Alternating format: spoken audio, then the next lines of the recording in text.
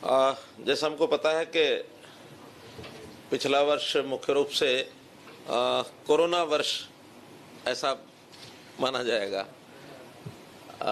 एक जो अच्छी बात नहीं है वो ये है कि कोरोना वर्ष के नाते कोरोना समाप्त होने की कगार पर आ गया था फरवरी में, लेकिन मार्च से फिर से एक थर्ड वेव जिसको कहनी चाहिए उसकी शुरुआत हो गई है और अभी भी वो कहीं कंट्रोल होती नहीं दिख रही है।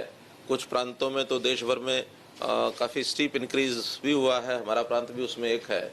हम जो 800 साढ़े 800 एक्टिव केसेस पर आ गए थे, अब वो फिर लगभग 9000 के आसपास पहुंच गए हैं और डेली 800 900 नए जो केसेस जो हैं वो और कोरोना एक्टिव ये होते हैं। हमने सब सावधानियां बरती हैं और दोबारा से उसके ऊपर हर दिन चिंतन होता है कि आगे इसमें और नई सावधानी क्या बरती जा सकती हैं। कुल मिलाकर के मास्क पहनने की बात, सोशल डिस्टेंसिंग की बात, सैनिटाइजेशन की बात, ये सब चीज़ें हम इस पर फॉलो करने के लिए आग्रह कर रहे हैं। हमारा जो सभी डिपार्टमेंट्स इसके ऊपर नज़र रखे हुए हैं। इसके साथ ही कल 1 तारीख को प्रोक्योरमेंट शुरू हो जाएगी और प्रोक्योरमेंट का भी सिस्टम सारे ठीक से बन गए हैं। सभी मंडियों में जो हमारा इंफ्रास्ट्रक्चर है, जो भी आवश्यकताएं हैं, वो सब कंप्लीट कर दी गई हैं और कल 1 तारीख से मुख्य रूप से गेहूं की ही प्रोक्योरमेंट इस बार ज़्यादा होगी, क्योंकि पिछले वर्षों में सरसों भी होती थी, लेकिन इस बार सरसों चूँकि MSP से मार्केट रेट काफ़ी ऊपर चल रहा है, इसलिए प्राइवेट खरीद ही उसमें हो रही है, सरकारी खरीद उसमें नहीं हो पा रही अभी। लेकिन रेट अगर आएगा ठीक तो सरकारी खरीद करेंगे, अन्यथा जो प्राइवेट खरीद हो रही है उसी में हमारी जितनी आवश्यकताएं होंगी फिर उसी में से हम पूरा करेंगे। प्रोक्योरमेंट के संबंध में छोटे मोटे विषय कई बार उठते रहे हैं। इस बार हमने एक SOP बनाया है, वो पुस्तकें तो नहीं मंगवा के सब बंटवा दें वो SOP की। SOP हमने डिफरेंट जो स्टेक होल्डर्स हैं उनके लिए करणीय क्या क्या है, फिर वो किसानों से लेकर के और उसके बाद फिर रजिस्ट्रेशन का काम जिन्होंने करना है, मार्केटिंग बोर्ड में, मार्केटिंग कमेटी में सेक्रेटरीज ने क्या करना है, और उसके बाद आड़तियों ने क्या क्या करना है, और उसके बाद ट्रांसपोर्टर्स का काम है, फिर पेमेंट में डिपार्टमेंट का काम क्या है, बैंकों ने क्या करना है, और अल्टीमेटली किसान के खाते में पेमेंट पहुंच जाए। तो ये सारा जो SOP है इस बार लिखित में बनाया हमने, जारी किया है, ताकि उसमें किसी को कोई असमंजस न रहे, हर किसी को अपना काम ध्यान में रहे और उसका सीक्वेंस वो भी सबको ध्यान में रहे, टाइमिंग सबको ध्यान में रहे। और एक बात विशेष हमने की है कि इस बार जो डिलेड पेमेंट है, यानी जे फार्म कटने के 72 घंटे के बाद यदि पेमेंट होती है, क्यों 72 ही है ना,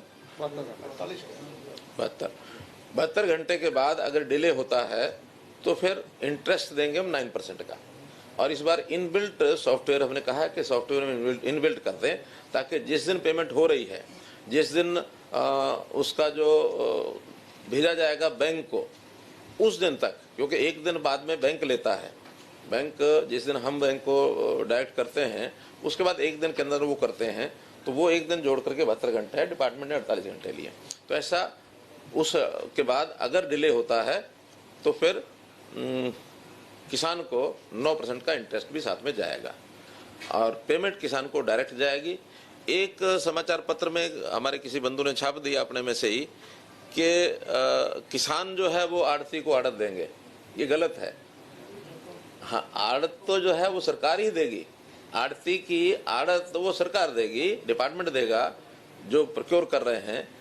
मैंने तो केवल इतना कहा था कि किसानों को सीधी पेमेंट मिलेगी और किसान और आड़ती का कोई आपसी लेन देन वो अपना करेंगे, लेकिन आड़त जो है वो किसान के लेन देन का विषय नहीं है, वो तो सरकार के साथ है।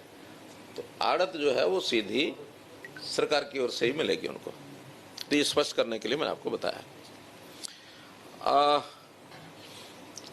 आज के बातचीत में 2 मुख्य विषय मैं आपके सामने रखूंगा। पहला तो 25 दिसंबर को गुड गवर्नेंस डे जिस दिन हम लोग मनाते हैं, इस बार मैंने घोषणा की थी कि 2021 का पूरा वर्ष ये हम गुड गवर्नेंस डे ये वर्ष मनाएंगे। और गुड गवर्नेंस में बहुत से इनिशिएटिव्स हरियाणा प्रांत में ऐसे हमने लिए हैं जो शायद दूसरे प्रांतों ने नहीं लिए हैं। बीच बीच में अलग अलग से आपको उसकी जानकारी हम देते भी रहे हैं, लेकिन फिर भी आज अभी तक जितने हमारे गुड गवर्नेंस के इस वर्ष 1.5 वर्ष में जो जो काम हमने नए किए हैं उसका उल्लेख करूंगा। कहीं कहीं कोई आंकड़ा ही मुझे बताना पड़ेगा तो वो भी मैं आपको उसका ज़रूर बताऊंगा। पहला विषय तो यह कि सुशासन का अर्थ ये है कि जहाँ कोई सत्ता का कुछ लोग उसका भोग करें, चाहे राजनीति में हो चाहे राजनीति से बाहर भी कुछ लोग उसकी भोग करने की एक लालसा बनी रहती है, उस प्रकार के जो लगातार सिस्टम बने रहे। हमने शासन का मतलब सेवा भाव, हम जनता की सेवा कैसे करें, डिलीवरी सिस्टम को कैसे मजबूत बनाएं, हमारा ये फोकस रहा है। तो डिलीवरी सिस्टम को देने के लिए जो हमने कई काम किए हैं उसके अंदर एक बड़ा काम है वो है परिवार पहचान पत्र।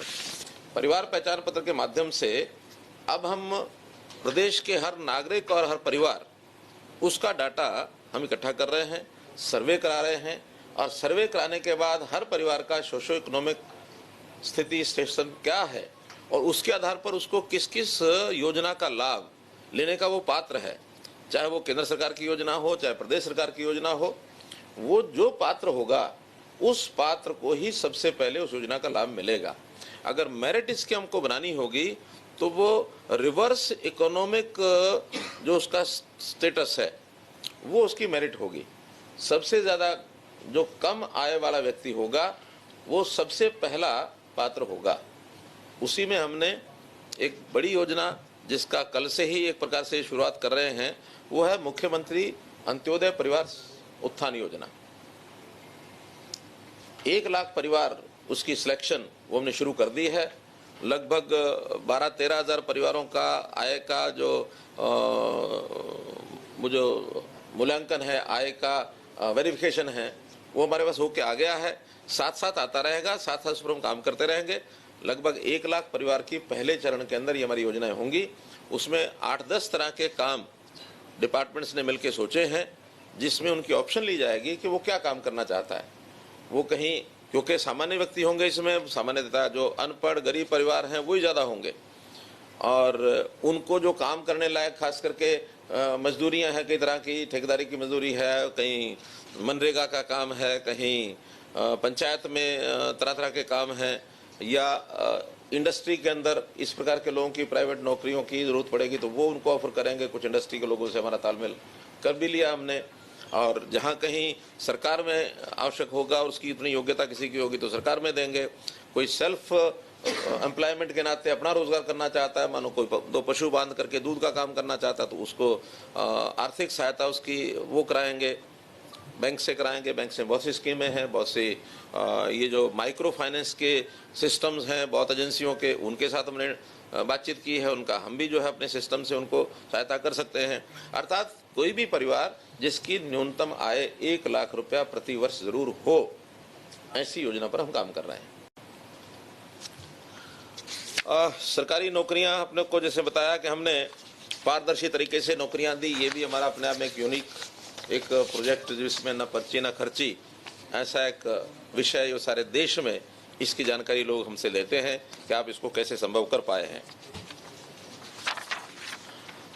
इसी प्रकार एक योजना हमने ग्रामीण क्षेत्र में लाल डोरा इसकी मुक्ति स्वामित्व योजना प्रधानमंत्री जी ने इसकी घोषणा की, और मुझे खुशी है कि हमने वो एक गांव से जो शुरू की थी उसको सारे देश भर में प्रधानमंत्री जी ने लागू कर दिया है, ताकि लाल डोरा के अंदर की जो प्रॉपर्टी है लोगों की, जिसके बहुत झगड़े लोगों के होते हैं, उसका रेवेन्यू रिकॉर्ड बन जाए और उसमें उनको रेवेन्यू रिकॉर्ड बनने के बाद एक मलकियत उनकी अपनी हो जाए जिसका लाभ उनको निश्चित रूप से मिलने ही वाला है।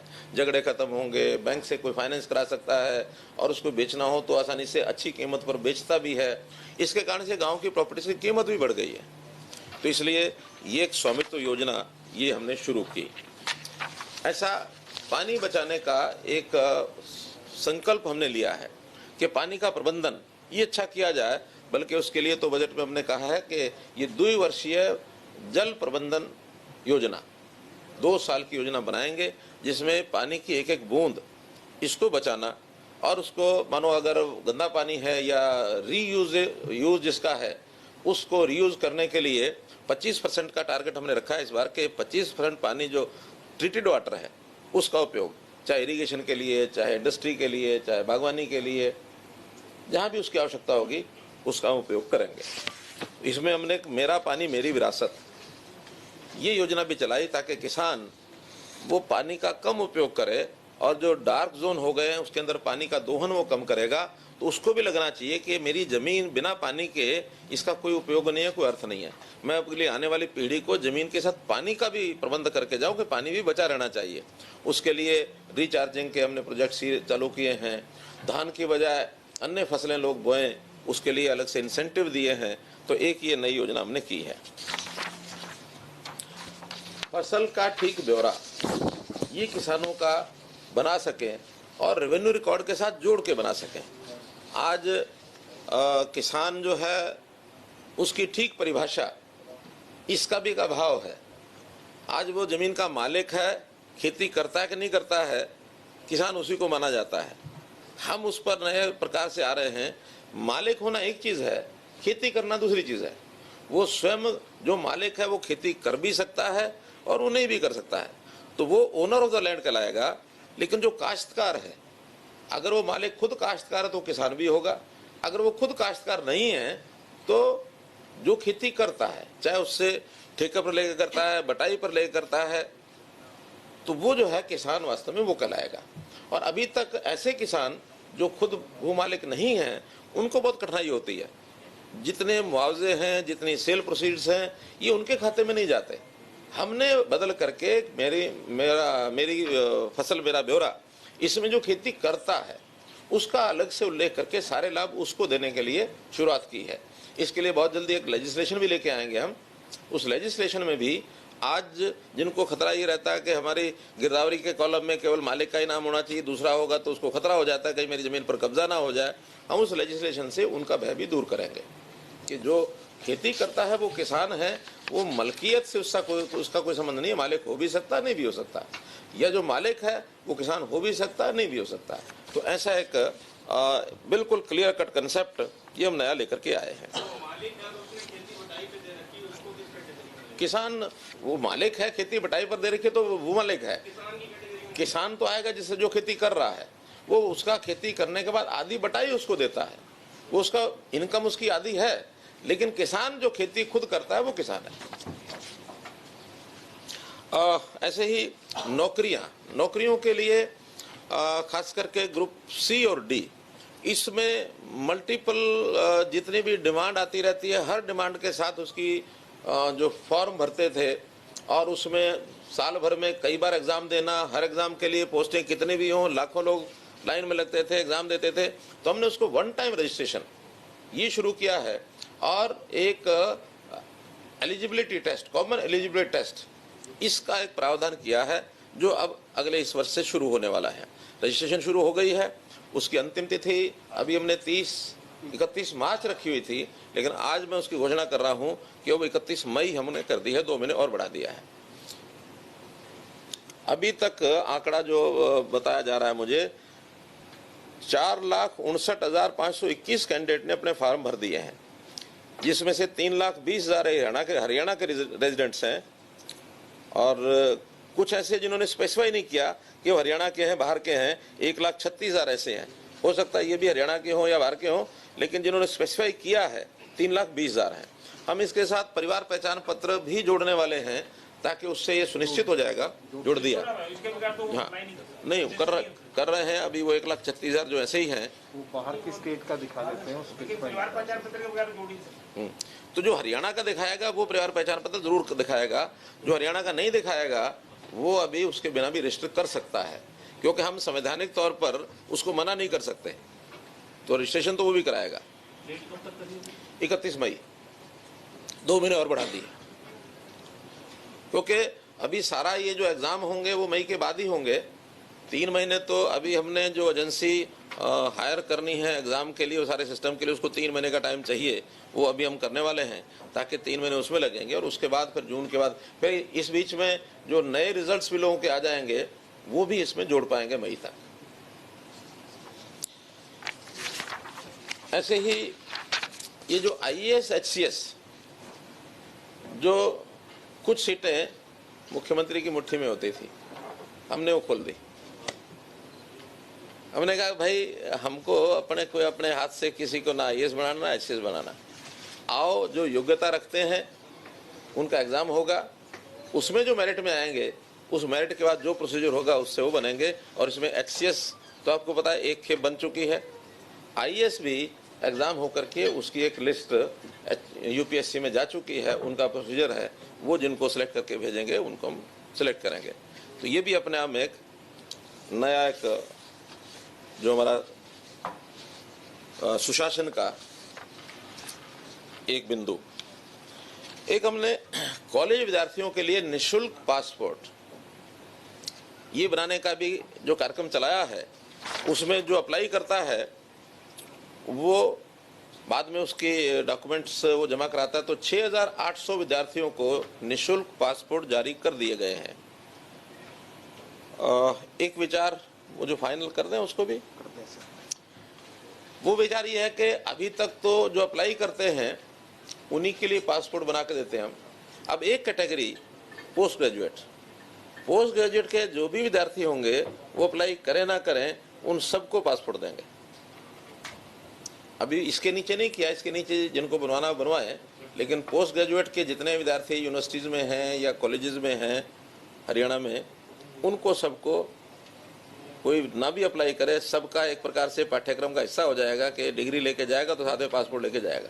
एक हमने ट्रांसपोर्ट डिपार्टमेंट में, आपको हर डिपार्टमेंट की स्थितियाँ तो मालूम है ही हैं, सब जगह कुछ ना कुछ जो गड़बड़े हैं, एक एक चीज़ को ये हमारी ही सरकार है कि हम ढूंढ रहे हैं कि कहाँ गड़बड़ है।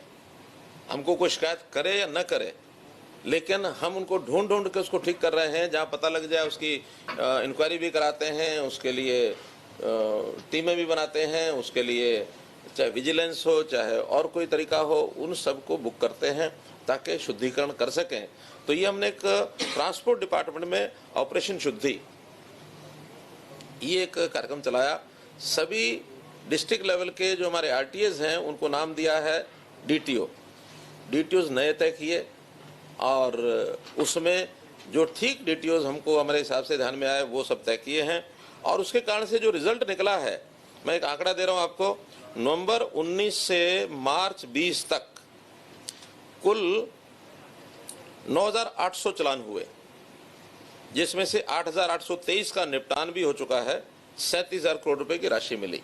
ये 6 महीने हैं। ये DTO 37 करोड़, ये DTO बनाने से पहले के विषय 6 महीने, यानी मार्च 20 तक। और उसके बाद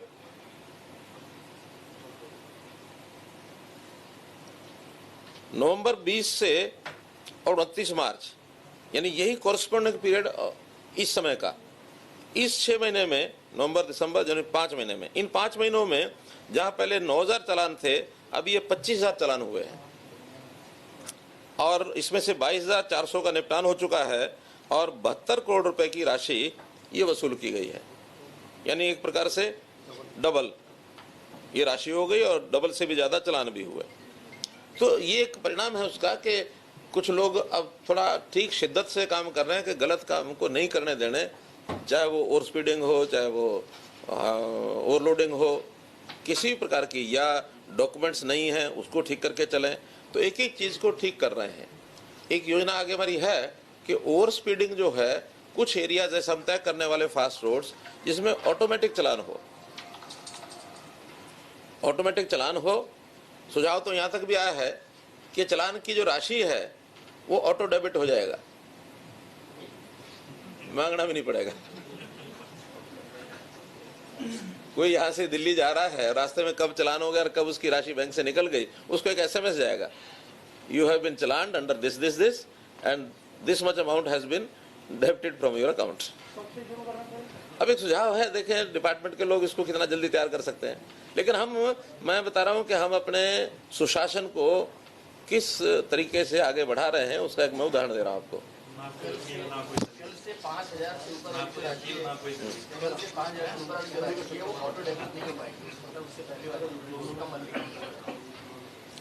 नहीं, अभी तो हमने ऑटो डेबिट किया नहीं है। कल से प्रोविजन हो रहा है 1 अप्रैल से। क्या? ऑटो डेबिट जो होता है 5,000 से ऊपर का अगर कुछ होगा तो उसके लिए बैंक से पूछना पड़ेगा। कम वाले खैर वो पता नहीं मुझे, लेकिन ऑटो डेबिट होने के बाद अगर उसको अपील करना है तो अपील करने के बाद अगर उसका गलत चलान हुआ तो ऑटो क्रेडिट भी हो जाएगा। उसको कहीं कोई समस्या नहीं आएगी। कोई कह रहा है गलत हो गया जी, तो उसकी अपील का रास्ता है। देखिए, जिसकी गलती है तो भुगतान तो उसी को करना पड़ेगा। विदेशों में है, अभी तक तो यही है, हमारे से पहले कोई ना कर जाए। फिर हमने शुरू किया रजिस्ट्रियों का ई पंजीकरण, जो 1 साल पहले शुरू किया था। उसमें जो प्रावधान किए गए थे उस समय उसमें सफलता मिली, लेकिन बाद में ये जो 7A का मामला है इसका दुरुपयोग भी हुआ है। आपको मालूम है, इसलिए हमें मालूम है, तो उसकी शिकायतें बहुत आई हैं, इंक्वायरियाँ भी हुई हैं। कहाँ क्या क्या गड़बड़ हुई है उसका अध्ययन करने के बाद अब उस 7A को भी हमने चोक कर दिया है कि अब ये रजिस्ट्री 7A जहाँ लागू है वहाँ नहीं होगी। पहले थोड़ा परमिशन लेके उसमें लूपहोल कई तरह थे, उस नाते से वो करा देते थे नीचे, लेकिन अब उसको लूपहोल को बंद किया है। इसकी कुछ कठिनाइयाँ आ रही हैं, लेकिन उन कठिनाइयों को दूर करने के लिए सावधानी जरूर बरतेंगे कि कठिनाई भी दूर हो, लेकिन उसमें कोई लूपहोल भी नहीं छोड़ेंगे ताकि भ्रष्टाचार ना हो। ABP Sonja, जोश जज्बा जुनून।